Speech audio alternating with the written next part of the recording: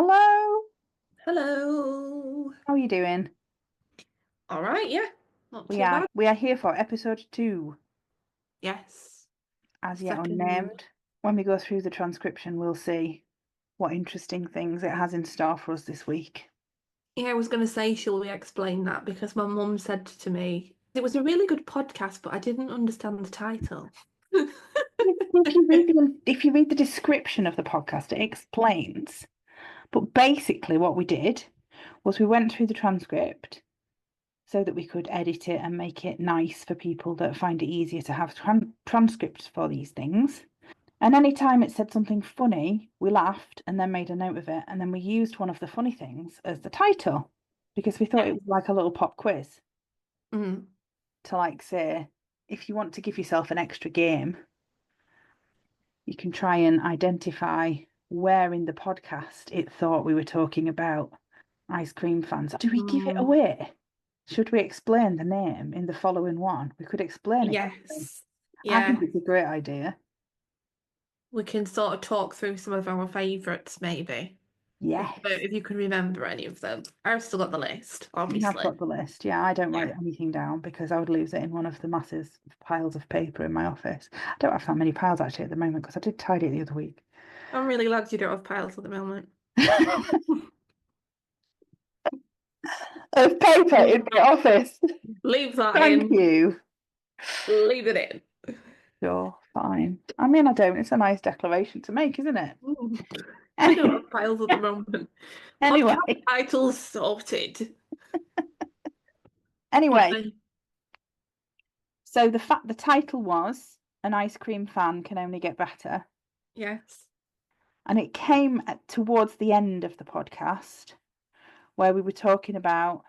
I think it was literally just talking about that was the ADHD. That wasn't the tism. That was there's an ice cream van outside as I was nice, yeah. thinking. Oh, there's an ice cream van. Hello. Basically, we were talking about how the next podcast might be better. Hmm. Claire started singing the track made famous by D. Ream in the 90s, Things Can Only Get Better. Hmm. And I said, oh, there's an ice cream van, because an ice cream van went past. And it thought it was the same person talking, and it just said, an ice cream fan can only get better. And the following sentence was not sponsored by D. Yeah, not sponsored by D. Yeah. Not Because it was D. Ream. Ream. What did Apple think it said? Dear. Not sponsored by Dear. Not sponsored by Dear. Yeah. We're also not sponsored by Dear. Not. No. Not currently. They've not been in touch yet. Hopefully, Descript, which is the tool we use, which we're also not sponsored by, will give us some interesting examples today as well. Yeah, hopefully Descript will be rubbish, is what we're hoping. Not too rubbish though, because it did take us quite a long time to edit Yeah. the podcast last time, and we don't want it to take us longer. Mediocre. Mediocre. Yes. Yeah, that's what we Same want. as Mediocre. That's what we're aiming for, just in Descript and in this podcast. Just mediocre. Just mediocre.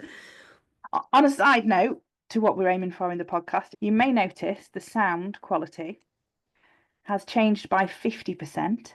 Well, we don't know until we listen to it, do Probably. we? We'll find out. But it does link into the hyperfocus of my week. That's true, yeah. It's still the podcast. And also now I've got a microphone that you can't see it actually. Oh, there you go. Nice. It's nice colours. It's in my Amazon basket. So if you see me looking that way, it's because there's lots of pretty colours now. And potentially it's not just a glorified light and also does make my voice sound better.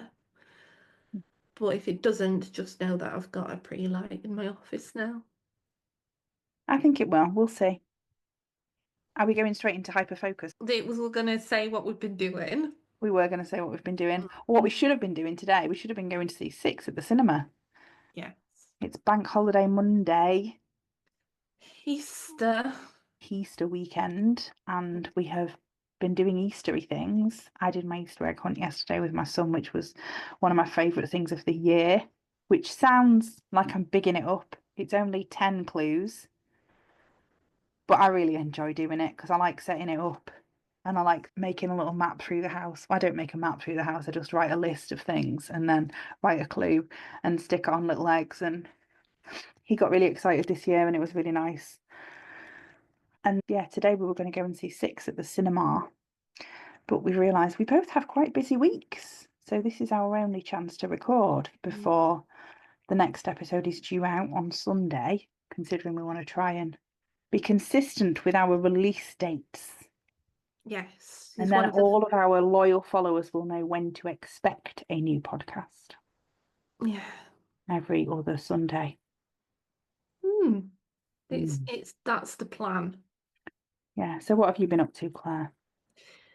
I went the other week to see Dear Evan Hansen with my family. I didn't know what it was about. Considering that the subject matter is potentially quite depressing, it was very good. And singing always makes me cry when people sing well. And I like musicals. That's probably one of my special interests. Yeah. I think both of us have a special interest in music, really. Yes, but I like musicals a lot and they make me happy. Crying. That was good. Crying is also normal at musicals. Yes. In Wicked, I spent the majority of the time crying at Wicked, and my husband's like, "Are you all right?" I'm like, "Yes, it's just that she's so talented." Yeah, that's essentially what it is. And then when someone claps, the round of applause at the end gets me. As soon as someone claps, no, I'm done. Someone else was happy with this performance. That's amazing. Let's cry. Yeah, someone else has had a nice time, and so I've had a nice time. But yes, it was a week ago now, and obviously the social aspect and the being out of the house aspect has taken me the rest of the week to recover from. So I've been quite glad of a reasonably quiet Easter. Good. Dear Evan Hansen's been on my list for a long time. Has it? Yeah, I've heard very good things about it, but also, like you, I was unfamiliar with the subject of what it was about. Yes. And I think it probably would have put me off. That's the thing, isn't it?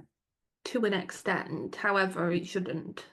No. I think is the good gist.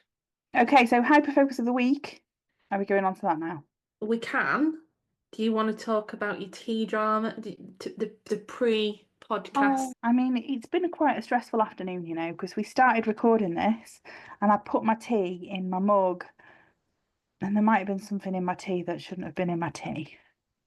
And it wasn't very nice. I had to go down the stairs and get another mug, which is this mug, it's a good mug, look. What does it say, Emma, for people that the people aren't Jesus.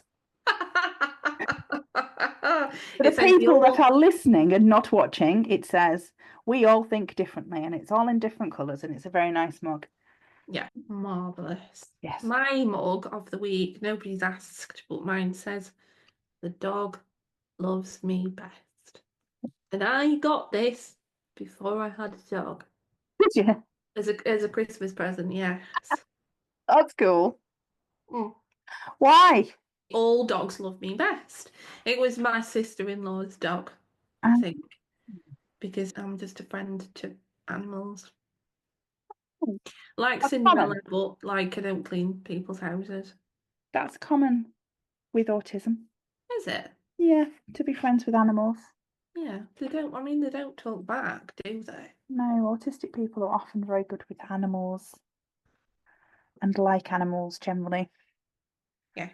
And have empathy for them. So that's nice. Yeah. So like it was a preemptive dog purchase.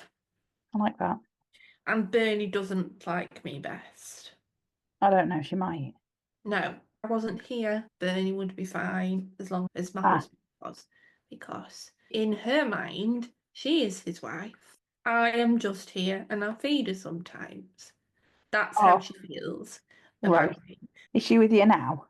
No, she's downstairs with my husband. She doesn't love me best, but she tolerates me. I think she probably does love you second best, though. But that's the thing with accents, apparently, is they choose their person. And Andrew took 3 weeks off work when we got Bernie just to make sure that was him. Right. Okay. Yeah. Okay. So my hyperfocus of the week. Oh, wait. your hyperfocus of the week, our hyperfocuses of the week. My watch has been transcribing all of that. Has it? Carry on. Is it going to send me it? I don't know who it's sending it to. That's the frightening thing. The last person I got a text from was Amazon. Now Amazon's just going to get this really long diatribe about how my dog doesn't love me. Never mind. Cool. I look forward to the welfare check. Yeah. They might send you something as a "we're sorry your dog doesn't love you" kind of gift. What sort of gift would that be? That would be, but It's like a bottle of vodka. maybe. So hyperfocuses of the week. Yes. You've already said yours is still the podcast. So It is most certainly still the podcast, yes. yeah, mine's been trying to be the podcast. The podcast has been trying really, really hard to take over. It's been there, Definitely. but you've got another. I listened to it in the car with my mum. It was a bit odd because when you listen to it with someone else, then they can see you laughing at your own jokes. Yeah, that was why my husband didn't want to listen to it whilst I was sat there, because I would have just been looking at him going, "You find that bit funny? You find that?" Yeah, I was driving, so I couldn't just watch my mum's reaction the whole way through. But I can't help but laugh because obviously we're both comedy geniuses. But I mean, my partner isn't going to listen to the podcast, so I don't have to worry about that. Unless he's doing it secretly. Maybe he is. Maybe we should slip something secret in just in case, so that he'll. I don't think he is. That's what he wants you to think. We should just stick some sort of flagrant lie in here and just see if he gets. Yeah, I don't know what I would say though, because I'm not very good at lying. No, I'm not. That'll be the tism. He has a secret pet giraffe. Does he? Yeah. Called Henry. Ronald. Not Henry. Well, Ronald Henry. Yeah. All right. Yeah, and that's where he is right now. With the giraffe. Yes. Right. And I thought he was going to get his hair cut, but actually, yes, gone to visit. So his if you see a giraffe and a man in Greater Manchester at any point, that's probably not a zookeeper. Probably not. But in fact, Ronald Henry. Yeah. We'll go with that. Yes.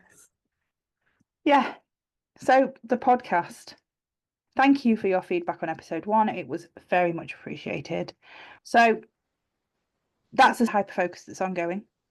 Yes. My hyperfocus of the month of April is my top 40. Yeah. I'm going to be 40 in 9 days. And I know it's 9 days now because it sounds like I'm having a countdown, but I am. But only because I created a top 40 playlist of my top 40 favourite songs. Like when I was 30, I created a top 30 playlist of my top 30 songs and put them on Facebook each day in the run up to my 30th. This time I've done a proper chart where we're ranking the positions this time against the positions last time, and it's going on Instagram and Facebook and LinkedIn as well. Are getting the joy of my top 40 at 40. And it's just completely taken over what is essentially my business profile on all of these platforms. And I've just been completely self-indulgent. It's been a completely self-indulgent exercise. And I've really enjoyed doing it. And I'm really quite gutted that in 9 days, actually, I'll have to stop posting my top 40 because I'll have got to number 1. But it's really interesting because seeing how I approach music differently now, like 10 years on, when I understand my neurodivergence as well, there's a few songs on there that I have used for regulation in my life, and the song at number 2 is a song that helps me regulate now. And like the other night, even when I couldn't sleep, I just went into the spare room and just listened to that on repeat until it went to sleep. And I wouldn't have associated music with regulation. I didn't even know what regulation was really 10 years ago. And there's quite a few songs that have dropped off because I don't really spend as much time listening to music that doesn't lift me up. now. And it's just been really interesting to see the change. There's a couple of bands even that I've wondered as I've been going through this, should they be in the top 40? But I mean, people are saying to me, I went in the car the other day with a lady who said to me, I don't understand what you're doing with these rankings. And I'm like, well, I'm comparing it. I've got a spreadsheet. The thing I need to put out there is spreadsheets are going to be something that we talk about in this Yes. podcast in a future episode. So if you have created spreadsheets or do create spreadsheets for random things, please do let us know, because we want to hear about your crazy spreadsheets so that we can talk about all of the spreadsheets. But I have a spreadsheet for my top 40, which has the comparison to last time and the number of places up or down. And then in each post, I'm doing a new entry or up or down or stays the same or whatever. And it's been a really, really interesting exercise. And obviously, it's all colour coded. I might share the spreadsheet after the event just to show people what happens. And I've kind of let myself completely unmask with it and just let the special interest and the hyperfocus take over, which has been quite nice. I think a lot of us put so much into hiding this stuff when we're adults, especially late diagnosed adults who have masked forever. We put so much effort into hiding the weird things that we don't want people to judge us for, that for me to say, you know what, I'm just going to completely go all in on this and let everyone on social media see how obsessed I can get over 40 songs. And making lists and putting things in order is just something that gives me a lot of satisfaction. So I'm doing the post today for day 9, up 4 at 9 today. Mr. Blobby. No, Mr. Blobby's not in the top 40, no. Oh my God. I know. It's disgraceful. Mr. But Blobby, I'm sorry, if Mr. you're Blobby. listening, Please still sponsor us. mm, Not that Mr. Blobby sponsors us, but I mean, don't let it put you off sponsoring us. The fact that I don't think that Mr. Blobby is one of the 40 best songs. well, you did have a Mr. Blobby themed birthday party, On my 30th, yeah, I did. but that your choice? No, it was a surprise. No. I mean, it was nice. I liked it. Yeah, but what I was going to say is surely that should still curry favour with Mr. Blobby. That's true, yeah. I've got Yeah. pictures of me with a Mr. Blobby mask on Yeah. that I can prove that I have those. It was a surprise party that was planned for me with a Mr. Blobby Yeah. theme and a giant inflatable Mr. Blobby. And Mr. Blobby was my first ever vinyl record. So he's still, there's still a lot of points. He can be in my top 40. So if anyone is interested in the top 40, I referenced the podcast. So if you follow the podcast Instagram at That'll Be The Tism, you will see that we were tagged in my post about Take That. Take that, yes. Everything changes.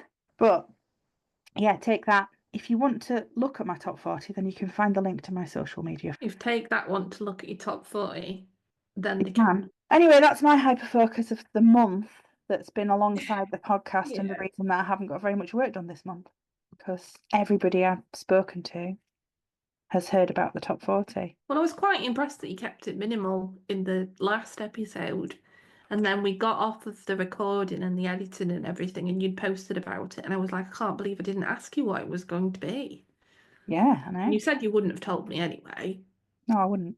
But I obviously just forgotten about it because that's what my brain does. Yeah. I only mentioned it a couple of times in the podcast. And I think one of those we edited out. Yes. Yeah. We did. So, next, we're going to have a rave. It's the main segment. And we're aware that this will not work for anybody that's just listening on audio. You will hear the rave, but you won't see the rave. I know, but hearing it, I think, is partly... We're only going to do it for like 10 seconds or so. Yeah. But just feel free to just double speed it if that's what you need to do. Dance. We're not going to judge you. Or dance. Or dance. Yeah. Whatever.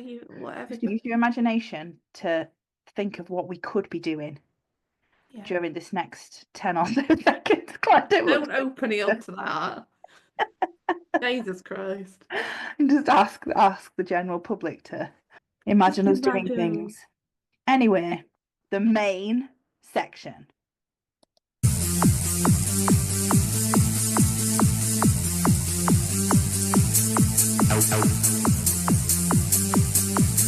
That'll do. That's the main section, right? I think that means we're in the main section now. So, for our main section today, we had a listener request, which was nice. We've taken it as a listener request. Yeah. Whether it was intended that way or not. You know, when someone says, I would have liked to hear, that is a listener request. So, to said person, if that's not what you wanted, be careful what you say. That's all I can say to you with that. Mildly threatening. Do not give us your opinions because we will use them. Exactly. If you don't want us to use your opinions, then don't say anything. We're grateful for all opinions and feedback. We are.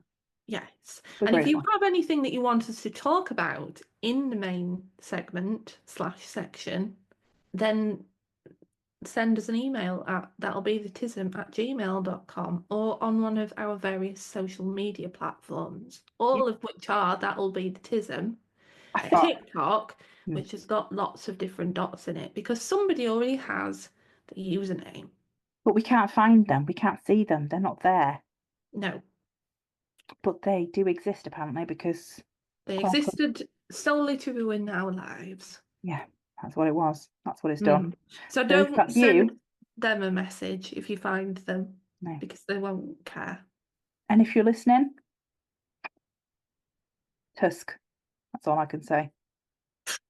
I'm not mad, I'm just disappointed. Very disappointed. Anyway, the main section today, we're going to talk about our pathway to diagnosis, which was different, very different for both of us. And for me, it's still happening, to be fair, because it's something that is hard, especially as a late discovered adult. If you find out you might be autistic or start thinking about whether or not you might be autistic, what's the point, is one of the big questions. And what is to gain, and why do I need to go for diagnosis, and should I go for diagnosis, and what happens? And we don't want it to be a how-to guide, because that's not what we're here for, but our individual experiences of what has happened. And I can talk a little bit about some of what the people that I work with have experienced. And then as an aside, if you get to the end of this and you're still confused about whether or not you should go for a diagnosis, I do have a webinar in official business mode. So if you go to my website, navigatingneurodivergence.co.uk, you will be able to download that. That's basically to help people decide whether or not diagnosis in ADHD or autism is for them. And I don't really want to talk about my business a lot in this podcast, but on this topic, it is very relevant. Therefore, I'm having a segue into, But we're not sponsored by Emma. No, not sponsored by me. And I want this really to be more of a conversational and not a work thing. So it's not going to be something I talk about a lot, but it's there and it is something I do. And I don't want to avoid talking about it, which is essentially just getting in the way of my own business, which is daft, really.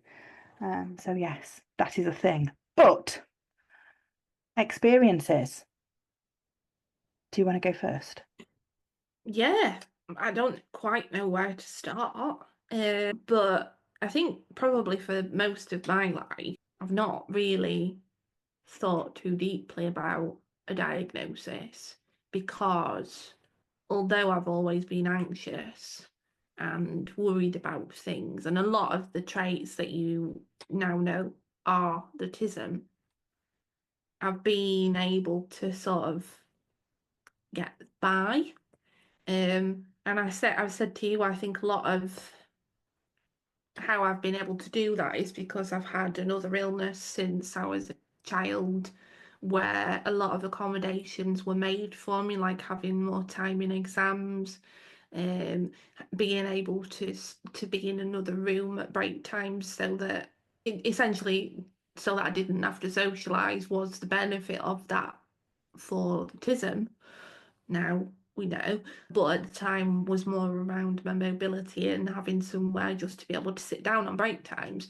So I think because I had that to deal with and the accommodations that were put in place helped me to mask my autism, it really wasn't until a couple of years ago that I even started to seriously consider it. And that was because I just felt like I was going back to the same point of getting anxious and overwhelmed with everything. And I couldn't understand why the methods that I'd used before just weren't sticking. And I thought if there is something that a different approach that I can find from having that explanation for why I am how I am, that probably could be helpful. I probably had a really lucky path to diagnosis because aside from writing the first sort of going to the GP and asking to be referred, and that referral being rejected and nobody telling me for 3 months, that was really the only blip to it. And then within 18 months, I had my diagnosis. I'd sort of heard everywhere that, oh, it's going to be 3 years. No, you'll be waiting for such a long time. So my brain had just gone, I don't need to think about that now. I don't need to think about what that means. If I do get the diagnosis, I just sort of like, I know that it's going to happen at some point. I'll just put that in a little box and I'll unpack it if I need to. And that was the point when I got the diagnosis that I was just like, oh, I don't really know what to do with this now because I wasn't expecting this for another 18 months. Like, what do I do now? What do I do with it? And you were like, you don't need to do anything with it. You know now. And I think because now I do know, I'm sort of able to recognise behaviours in myself and sort of reframe them with the autism and go, oh, right, okay, this is what I can do about that to make things easier for myself. This is what I can ask for to make things easier for myself.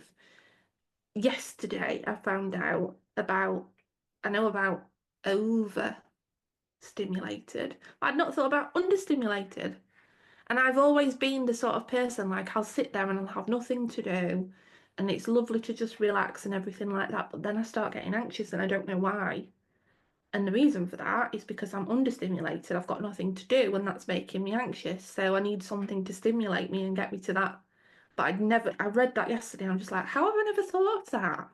But I probably wouldn't have done that if I didn't have the framework of, I mean, some call it a label, don't they? Autism, but the It's an explanation. diagnosis and the explanation for. Yeah. I mean, Right.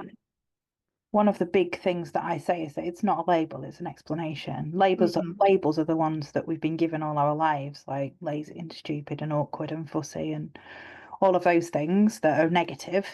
To have an explanation like a diagnosis, all it does is categorize the traits that you've got into a box so that they are easier to know what to do with.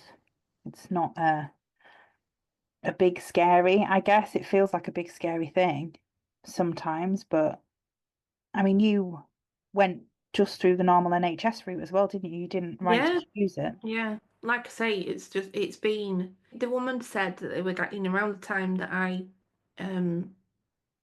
put my not application. What's the word? My You applied. application to be an autistic person. Please. My Referral. referral through that they were getting about 5 a week and they're now getting about 25 a week. And not only that, but medical professionals are, people are ringing up that thought they put the referral in 2 years ago that have had it rejected and didn't know, which is what happened to me. And it's only because I am like I am that I rang back and went, what's happening with it? I've not heard anything. I've not had a letter. Yeah, I generally say to people, if you've not heard anything within 3 Yes. months to confirm it, then ring, because what they do is they send your referral to the autism team. if you're not going right to choose, if you're going right to choose, you'll hear from the provider that you pick, but they'll send it to the autism team in your area, and then you will get a letter acknowledging you're on a waiting list. And that's what you need to get. Yes, And that'll it happen is. pretty quickly, because if that doesn't happen, then who knows? Who That knows if what's happened? yeah, don't expect things to necessarily run smoothly. Expect to potentially have to chase things, and that's hard for people like us sometimes, isn't it? Because you're just like, I don't want to be a bother to anybody. I don't want to be a trouble. But if you don't, and you end up 2 years down the line, and you're basically back to square one. Yeah, I think the difficulty is with the black and white thinking, which we're going to talk about later, spoilers, is that when someone says to you the waiting list is 3 years, it can sound like you are on a waiting list now, that is 3 years. But the GP isn't where the waiting list starts, the autism team is. So you do your referral with the GP, they send it to the autism team, then they add you to a list. So although it can seem like, I mean, it's a big step to take it to the GP and to get to the GP, and there's lots of reasons why it's hard to do that. But that's not when you add it to the list. What happens at the GP is you do the questionnaire, and then they will send it off to the autism team, because the GP isn't an expert on neurodivergence. They are a general practitioner. They don't always know, which is why I generally say to people, their job is to make the referral. It's not to tell you whether you are autistic or not. It's the same with ADHD. The GP's job is to send a referral to the people who know what they're talking about. Because But make sure, that they know that this is the thing, that what they said to me was that information needs to be on that form, because that's how the autism team makes that decision as to whether to proceed with your referral and put you on the waiting list. But yeah, so it's interesting, because I mean, if I talk about my journey to diagnosis, which is still happening, because essentially I discovered ADHD in February 2021, and I went for an ADHD assessment, and the following November I got to my initial stage of assessment for ADHD with the NHS, and I was told that I couldn't get a formal diagnosis of ADHD because of my autistic traits, and I had to go and get an autistic diagnosis, a diagnosis of autism, as they call it, or ASD, and then come back and get an ADHD diagnosis, because the way they assess for ADHD is different if you are already diagnosed as autistic. They tried to use something called a QB test with me for ADHD, and for autistic people that isn't suitable. If you're ADHD and they try to give you a QB test, just tell them to go away, choose a different thing and not do it, because it's not appropriate for ADHD brains, because the autistic need for routine and identification with order and sequence overrides what the QB test is essentially testing, because they are testing whether you can focus on, I think it's like 2 consecutive things of the same shape or size or colour. I think it was shape or colour or both. You had to press a button, but obviously they gave me a test and told me to do it, and so I hyperfocused, and my autistic brain was in its happy place, because it was shapes. It was shapes. Maths is my thing, and so I was there. I scored really highly, and they basically got to the end, and they were like, there was the norm line in the middle of the graph, and then there was the ADHD line all over the place at the bottom. And then I'm up here, like I made like 3 mistakes, and when the woman came over, she's like, oh, well, that's interesting. And that's the last thing you want to hear when you're at a medical exam of any kind. That's interesting. It's like, why does it have to be interesting? Why can't it just be exactly what they expected? But I had to go away then and reassess, because I'd trained, I'd done a qualification in understanding autism. I was working with autistic clients as a coach, and I could not see autism in myself, aside from like a couple of traits like light sensitivity and sensory issues with food and having to eat things in a certain order and the same kind of proportions on my plate and stuff like that. I couldn't really see autism in myself until about 6 months later, I was listening to a book called Your Child Is Not Broken by a lady called Heidi Mavir, which is a book I would highly recommend. One of my clients recommended it to me to give me a perspective of a parent of an autistic child. And in the book, I saw myself. Heidi was talking about her son's autistic burnout, and I sobbed. I was in the car on the way to meet someone for lunch, and I was just sobbing in the car about how her son was presenting with all sorts of different symptoms, how he was sick, he had headaches, and he just could not go to school and couldn't explain why. And it happened to me when I was 14. I went through that, and the doctors didn't understand why. I missed most of year 10. I just couldn't go to school and I couldn't understand it. And having the perspective that that was autistic burnout was enormous, like absolutely huge. And then I went back and looked at the traits lists and I was like, right, come on, let's figure this out. And I could relate to so many things. And then when I got up the courage to go to the doctor and say, right, I need firstly a second opinion on ADHD and secondly an autism referral, the doctor looked at the letter they'd received from the hospital that basically said, we can't diagnose Emma with ADHD because she needs to be diagnosed with autism first. And the GP was just like, that is the most ridiculous thing I've ever read in my life. I'm really sorry that that's what they said and just dismissed you. But with the NHS, ADHD and autism teams don't speak to each other. There's no crossover. They are completely separate things. And it is a bit daft, really. There's a lot of right to choose places that do now diagnose both. So if you go in for both, then there is a pathway, but the NHS itself don't, which is, well, it's a bugbear of mine, let's say.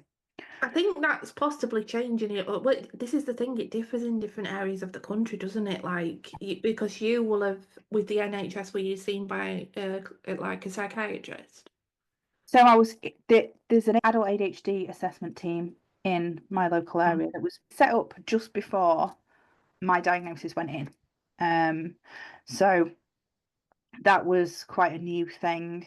And they are trying to keep it up to date because there's so much demand. It's changing all the time, but I think that if you suspect that you are both autistic and ADHD, then it's really important to try and get the diagnosis at the same time. So I'm still waiting. I got my ADHD diagnosis through Right to Choose last year, and the psychiatrist at that said, you are autistic, but I'm not allowed to write that on this letter because I'm here to diagnose ADHD and not autism. So on the letter it says awaiting official diagnosis of ASD, which is nice because he was very reassuring that it's a real thing. And it's really helpful to hear that it's a real thing because even if you know everything, well, not everything about this, but lots of things and have trained and all the rest of it, there's always that glimmer of doubt, which is one of the biggest reasons why a diagnosis can be helpful, because there's always that glimmer of doubt of what if I am just stupid, or what if I am just awkward, or what if I am just one of those labels that we've had put on us all our lives. Or what if I've just wasted everybody's time? I think that's why I had a reasonably extreme reaction when, because I had my assessment and then I had to, they take it to an MDT, like a team of people that discuss, and apparently as soon as they got in, they're like, yeah, she is. But she said, what do you think? What do you want to happen? And I said, well, I'll be fine either way. But then as soon as she said, well, you know, you are autistic, I was just bawling. She was like, are you okay? I'm like, yeah, I'm fine. It's just I've spent all of this time thinking I'm just wasting all of this time and people's energies and people's efforts for something that I'm not sure is the diagnosis. And to hear that that was what you thought, it makes it I've worried about it, and I needn't have worried about it. I should have just trusted myself that it will be the tism. But yeah, I think it's a So big topic. yeah, so, but hopefully it's helpful too, because there are people that will be listening to this in different parts of the journey. They might think, well, I don't really need a diagnosis, which, as we've Yeah, said before, is absolutely fine. completely fine. That are waiting for that assessment date, and it's important to know you might read things online or you might listen to this and go, oh, is this what's going to happen to me? But that's why I was saying to you because I was expecting it to be a psychiatrist that saw me, and it was an occupational therapist, and I was like, well, surely this can't be the assessment. She's received training to be an autism practitioner and an ADHD practitioner, and that's Yeah, what I think I was trying to say was, I think in our area they do both of those assessments, so it might be a little bit different if I were ADHD to your yeah, experience, because it is a postcode lottery. yeah. Oh, it's totally a postcode lottery. But yeah, we both have come at this from such different places. And I didn't know about yours until you were submitting it. I remember you messaging me saying, I'm submitting this letter for it was the second time, wasn't it? That was after they lost it the first Yeah. time, and that's a tip that I don't know whether you would recommend it, but that's a tip that I would definitely recommend. Write out what you think, what you want that diagnosis for, and Yeah. the reasons, your thoughts on why you are neurodivergent, why you're autistic, Yeah. and they will use that. The service that I went to anyway used that as part of the assessment. She had read that letter. And she said, well, I remember in your letter that, and you are your own biggest advocate. What I've said to people to do is to print out a traits list, which is something that I've created. Another business thing, sorry. And it is something that I've sent to like 90 billion people at this Yeah, point. no, you've said it to quite a lot of Yeah. people, but it is readily available from my website, navigatingneurodivergence.co.uk. Not sponsored by Emma. Not sponsored by me. And if you print out a traits list, you can go through and basically highlight the traits that you relate to and that you can see in yourself. And that can really help. It can help even if it's just building confidence to go, even if it's just thinking, actually, I'm not just mad. There's a lot here. It doesn't have to be everything. It's not going to be everything. But if you've got a traits list and you're relating to sort of 60 odd % of the traits, maybe, like I would probably say over 15 out of the 25 on there. Plus, there's probably a bunch that you already knew about because it's traits that you don't really hear about as often. Then you've probably got a good case. But yeah, It it's the just fact that we have to helps. fight again. We have to like present a case is Yeah. another conversation. So yeah, Mm. but yes, that is But does that lead us on nicely to the trait of the week. trait of the week? Yes. Now we've talked about this earlier because I guess the overarching trait is rigid thinking, but rigid thinking covers so many things that we're going to break it down into sub traits, which is nice. So the trait of the week we're focusing on this week is black and white thinking. So basically the case that something is or something isn't. There's no sort of two ways about it. I mean, the example you gave last week was about diagnosis, wasn't it? Was about your diagnosis. Yes, I wouldn't even consider the fact that I was autistic until someone said you are autistic. And that was, so I think that's probably why it was quite a shock for me, because I'd convinced myself, no, it's not, no, it's not. And you look for those signs, your brain computes it all, doesn't it? Yeah. Talk Um, yourself down, talk yourself yeah, out, all that. yeah.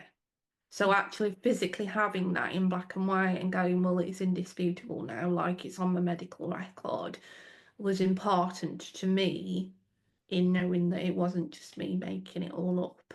Yeah. Which is why I think it can be important because I hear a lot of people saying, but there's no treatment for autism. Like with ADHD, there's meds to try. If you want to try them, you don't have to. But with autism, there's not.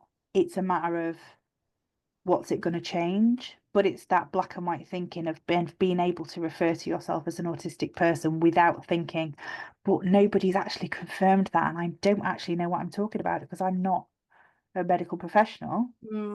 So having that written down, like you said, makes it concrete, doesn't it? It's like we were talking about earlier with experiences. Like if you think back on experiences and something bad has happened on a day, or you go to an event and something bad happens as you walk through the door, it's quite easy to sort of think, right, that bad thing's happened, therefore this whole event is going to be a disaster. Or to think back on something, like say you went to a theme park is the example I give because it happens to me. I went to a theme park a few years ago with some friends and it rained while we were there. It rained while we were on one of the rides, but it wasn't raining. It was only raining for like 15-20 minutes.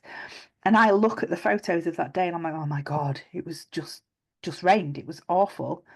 And then I know from having spoken to my other friends that were there that actually we had a really good time, but because of the rain, it was a bad day for me. Like, kind of things can't be both good and bad sometimes in our heads, that we have to kind of define them as one or the other. And it's quite difficult sometimes to do that and to find that balance because of how our brains work.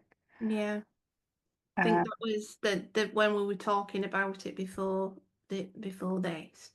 The example that I gave was always if I was going on holiday with my family and we got to the airport and there was a delay, that was it. The entire holiday was done. Like for a couple of hours of 7 days, the holiday was going to be terrible because we were delayed, and I would be sat there crying in the airport, and my dad were like, what you did, and he couldn't understand. But only looking back on that now, I can reflect on the sort of all or nothing way of black and white thinking, that you've got this bit of this is the evidence that I've got, Yeah. and this is the evidence I'm going to look at, but I failed this piece of evidence in another folder, and I'm not going to access that folder because this folder is at the front. Yeah, I mean, there's part of it is a coping mechanism because if you experience something that's negative, it's easier to see that than it is to see positive things, and it's safer to sort of be wary because of that thing, the bad thing, because then if more bad things happen, you're less likely to be taken by surprise, especially if it's something you've been looking forward to. If you've been looking forward to something and something bad happens at the beginning, it's instant protection. Okay, let's just assume the rest of this is going to be bad, because then I'm not going to be constantly hoping for the best and being disappointed. But then at the same time, it is that sort of line that's drawn, isn't it, really? But when, I mean, we just have to sort of be aware that it's happening. And then every day when you get up, if you're on holiday, it's a new day. It's like day one of the holiday, day two of the holiday. You know, it's not just the holiday as a whole. If you break things down into smaller steps, then there's more fresh starts, I guess, in a way. Yeah. That you're less impacted for the whole experience. And Ignore the big flashing folder that says everything's wrong. yeah, just Don't ignore it. look in that folder and just, yeah. Try, yeah, it's a thing to remind yourself. And if you need to like make notes and have reminders that say, remember that today isn't yesterday, and just because yesterday went wrong doesn't mean today will do. This is a thing in Dear Evan Hansen. I mean, I don't think that he's autistic. Okay. But part of it is like social anxiety and depression, and he has to write a letter to himself that says, this is going to be a good day and here's why. Yeah. It's that kind of setting positive intention for yourself each day, which can really help. And being patient with yourself and not beating yourself up when it's difficult to do that because you had the delay, or because the venue had a different room, or there was a different person hosting an event than you expected, or something had changed, because obviously resistance to change is another trait of the week we can talk about another time. But yeah, it's all part of that sort of black and white thinking, rigid thinking, but black and white thinking this week we'll go with Yes, it's Yeah. it's a big. We said in before, didn't we? It's original thinking. It encompasses a lot of different aspects Yeah. of different traits, which can have a big impact on an autistic person. But it's no. I mean, I don't suppose you have to know that you're autistic to be able to deal with those things. No. But even sometimes recognizing that they are things is enough to get to change that mindset and make you think, well, I'm going to try and approach this in a different way. Yeah, I mean, if you can see autistic traits in yourself enough to wonder, and then you find out you are autistic or you look into autism, then it might just explain a whole load of other things you hadn't even considered. That, If you you think know, you're autistic, yeah. If it's trouble. you're thinking, if you're looking, if you're Join looking, us, join us. if you're looking for, if you're looking at it thinking, I wonder if this is me, then there is no harm in looking at all the other traits that you can find out about and seeing if you relate to any others. Because the more you relate to something, the easier it is to move forward. But there's a few traits that I hadn't realised were autistic traits that explained a lot. And I know you spoke about your bum shuffling last week, Claire. Yeah, and my understimulated. Yes, earlier on. Yeah. Like, oh my God. But that's sensory seeking and stuff, isn't it? That's what one of the things that causes. But it's not something that probably, like I say, because I'd just gone, oh, I'm going to go through this diagnosis and I'll think about what that means in my life later on. And thus here we are. Mm, And that, I think that concludes, doesn't it? I think that's a I nice place think, to stop. yeah, I think so. So, yeah, thank you all for listening to our second episode. Yes. Please do like and subscribe. Yes. Follow us. Yeah. Talk to us, message us, comment, give us feedback, Sponsor validate us. us, Send us validate. memes. You can send us memes if you want. Yeah. Tell us about your weird spreadsheets or your hyperfocuses of the week or things. What you want us to talk about as well, Yes. because we do have lots of things to talk about, but More things sometimes is always good. prompting keeps things a little bit more organised. And the more things we have, the longer we can do the podcast for. Yes. So, it is good and it's fun. And this is probably going to be quite a long episode, but we'll see what happens in editing. Yes. And yeah, we will be back in 2 weeks, which will take us into mid-May, because this episode will be out on the 27th of April. And then we'll be recording the next one just after we've had our big weekend out, a big night out for my birthday. So we're going to be talking about karaoke times. Yes, and I can tell you all about my intense organisation of my accommodation and transport and It'll be really interesting. yeah. Yeah, I'm nodding. Nodding isn't great for a podcast, is it? But I'm nodding vigorously. Yes. Right, thank you everyone for watching, listening, whatever you're doing. Yeah, thanks for coming. You've been And a we'll be regular. back. You've been great. Loved it. Loved every minute. We'll be back in a fortnight and see you then. Goodbye. Bye for now.